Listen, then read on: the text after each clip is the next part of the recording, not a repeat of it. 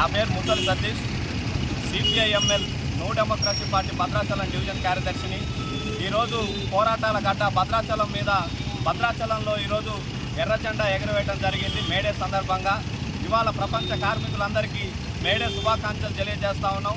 గత 200 సంవత్సరాల క్రితం కార్మికులను రజాకారులు ఫ్యాక్టరీలలో కంపెనీలలో ఎట్టి చాకిరీ చేపించారు. 18 గంటల ఎట్టి చాకిరీ చేపించిన క్రమంలో అప్పుడున్న కార్మికులంతా కూడా మొత్తం నిరసన కార్యక్రమాలు తెలియజేస్తే రజాకారులు వాళ్ళని కాల్చి చంపిన సందర్భంగా ఆనాడు 29 కార్మిక చట్టాలు వచ్చినాయి.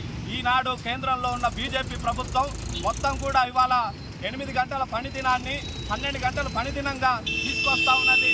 కాబట్టి దీనికి అందరూ వ్యతిరేకంగా పోరాడాలని చెప్పి ఇవాళ సిపిఐఎంఎల్ న్యూ డెమోక్రసీ పార్టీగా పిలుపునిస్తూ ఉన్నాం.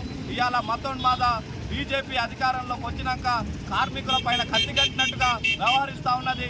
ఖబర్దార్ మోడీ చెప్తా ఉన్నాం, కార్మికులతో కట్టిగట్టిన ఏ ప్రభుత్వం కూడా చరిత్రలో నిలిచినట్టు లేదని చెప్పి ఇవాళ భద్రాచలం గడ్డ మించి తెలియజేస్తూ ఉన్నాం.